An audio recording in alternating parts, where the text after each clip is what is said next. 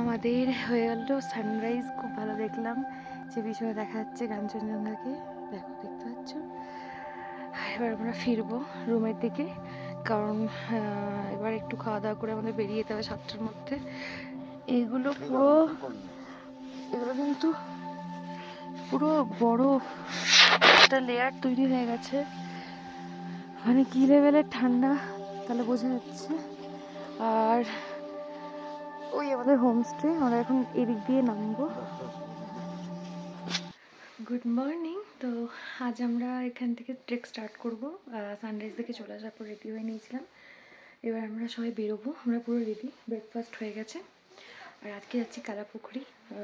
ভীষণ ঠান্ডা এখানে, এখন একটু ঠান্ডাটা কম লাগছে। তো চলো যাবো, এবার বেরোবো, তোমাদের সাথে বাকি জিনিস যেতে শেয়ার করছি। ধোত্রে থেকে টুমলিং অবধি আসতে কোনো কিছুর প্রয়োজন হয় না, কিন্তু টুমলিংয়ের পর যখন আমরা কালাপুকুরি সান্দাকপুর জন্য যাব, তখন এখানে কিন্তু আমাদের টিকিট কাটতে হয় সিঙ্গালীলা ন্যাশনাল পার্কের। আর এখানে টিকিট কাটতে গেলে প্রয়োজন হয় আধার কার্ডের। আধার কার্ড না নিয়ে এলে এখানে কিন্তু টিকিট পাওয়া যায় না, এন্ট্রি হয় না। আর এখান থেকে যাওয়ার জন্য গাইড কিন্তু মাস্ট। আমাদের রাজু ভাই যেহেতু গাইড প্রথমবার থেকেই ছিল, তাই রাজু ভাই যা যা বলেছিল আমরা সেরকম জিনিসই নিয়ে গেছিলাম। আর বাকি সব কিছু রাজু ভাই করেছিল, আমাদেরকে কিন্তু কোনো হেডেক নিতে হয়নি।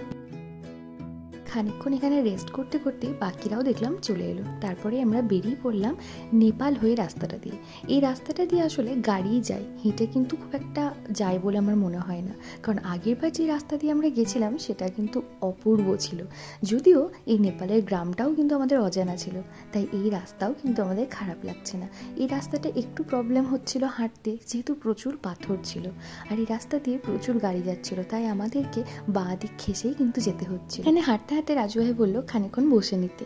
দেখি পাথরের ওপর বিভিন্ন রং বেরঙের কী সব লেখা আছে, বললো এটা ওদের ধর্মীয় জিনিস, তাই পাথরের ওপর পা না দিতে।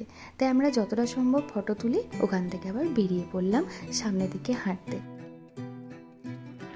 ভীষণ সুন্দর, রোদটা এবার আস্তে আস্তে কমে যাচ্ছে, আবার কুয়াশা হবে।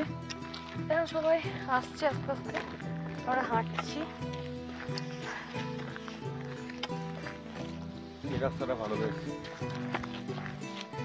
হ্যাঁ, তখন পাথর ছাড়া রাস্তা পেলাম। নেপালের এই ছোট্ট গ্রামের ভেতর দিয়ে যেতে যেতে আমরা সবাই ঠিক করলাম খানিকক্ষণ বসে এখানে একটু চা কফি খাওয়া হোক।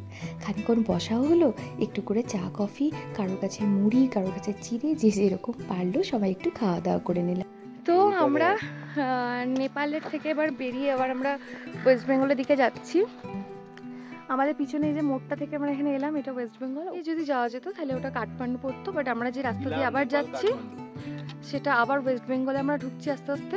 শর্টকাটের জন্য নেপাল হয়ে এলাম। ভীষণ সুন্দর এই রাস্তাটা, পুরো ডাউনে যাচ্ছে।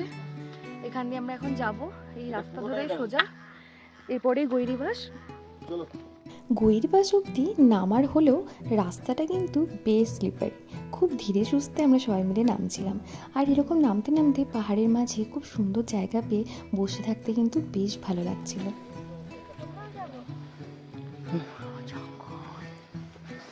গৈরিবাসের ওখানে ক্যামেরাম্যানদের অ্যালাউ ছিল না। গৈরিবাসের পর যে রাস্তাটা কাইয়াকাটা অবধি উঠছে, সেই রাস্তাটা আগের বছর প্রচণ্ড কঠিন মনে হয়েছিল, কিন্তু এবার আমাদের রাজু ভাই পুরো জঙ্গলের মধ্যে দিয়ে শর্টকাটে নিয়ে গেছিল। বলছিল এখানে কপাল ভালো থাকলে রেড পান্ডার দেখা পাওয়া যায়, কিন্তু সত্যি কথা আমরা রেড পান্ডা কিচ্ছু দেখতে পাইনি। সেই জন্য এই রাস্তাটায় চলাকালীন আমরা কোনো রকম কথা বলিনি, যদি দেখতে পাই, কিন্তু না, আমরা কিন্তু দেখতে পাইনি। আর এই হাঁটতে হাঁটতে জঙ্গলের মধ্যে দিয়ে প্রচুর সিঁড়ি ছিল। এই যে আমার পিছনে রয়েছে এই সিঁড়ি, এরকম সিঁড়ি দিয়ে দিয়ে আমরা কিন্তু উঠে উঠে যাচ্ছিলাম।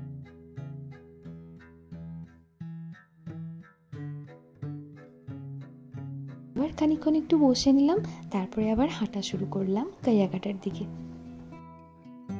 আমরা মোটামুটি এখন কত কিলোমিটার ট্রেক করলাম? 8 কিলোমিটার ট্রেক হয়েছে, এখনও 4-5 কিলোমিটার মতন বাকি আছে। ওয়েদার আবার জাকার, তাই পুরো কুয়াশায় ভরে গেছে। আর আমরা এখন বসে আছি, এরা এখানে ওদের কোনো পেন্টারের সঙ্গে দেখা করতে গেছে। তো আমরা এখন একটু জাস্ট রেস্ট করছি 5 মিনিট, তারপর আমরা বেরিয়ে যাব। আর বাকিরা মোটামুটি চলেই এসেছে, তো বেরিয়ে যাব। তোমাদের ব্যাকগ্রাউন্ডটা দেখাচ্ছি, পুরো কুয়াশায় ভরে গেছে। এই গ্রামটার নাম কাইয়াকাটা। গ্রামটা প্রচণ্ড শান্ত। আগেরবার যদিও গ্রামটা দেখতে পেয়েছিলাম, এবার তো পুরোটাই কুয়াশায় ঢেকে গেছে।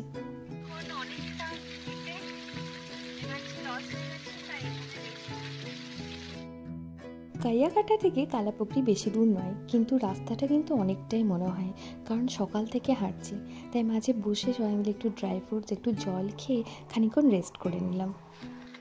তো ফাইনালি আমরা চলে এসেছি কালাপুকুরি। প্রায় 9 ঘন্টা হাঁটার পর, প্রায় 14 কিলোমিটার হাঁটার পর, আর পুরো রাস্তা আজকে এইরকম ছিল। এখনো উঠতে অনেকটা বাকি আছে।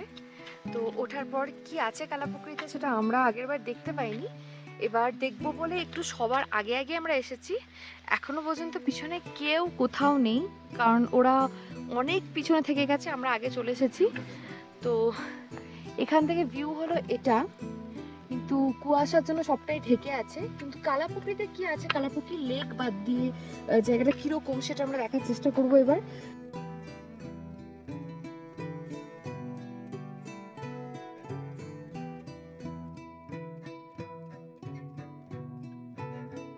কালাপুকুরি, পুকুরি মানে কিন্তু লেক। এই নামটা কি করে এসেছে, কোথা থেকে এসেছে জানি না। আমাদের মনে হলো কালাপুকুরির জলটা যেহেতু কালো, তাই হয়তো কালো লেক বা কালাপুকুরি নামটা এভাবেই এসেছে। যথারীতি কালাপুকুরি ঢুকতে ঢুকতে ফটো তোলার পর আবার কুয়াশা হয়ে গেল, আমরা আবারও গ্রামটা দেখতে পেলাম না। যাই হোক, যেহেতু প্রচণ্ড ঠান্ডা আর গ্রামটা এত নিস্তব্ধ, সেহেতু আমরা সবাই কুয়াশার মধ্যে দিয়ে হেঁটেই পৌঁছে গেলাম নিজেদের হোমস্টে। সবাই ব্যাগ রেখে এতটাই খিদে পেয়েছিল যে সবাই তাড়াতাড়ি ডিনার করে নিলাম। ডিনার করে ঠান্ডার মধ্যে হাত চেকে শুয়ে পড়লাম, কারণ পরের দিন আবার ট্রেক আছে। দেখা হবে নেক্সট ব্লগে। টাটা।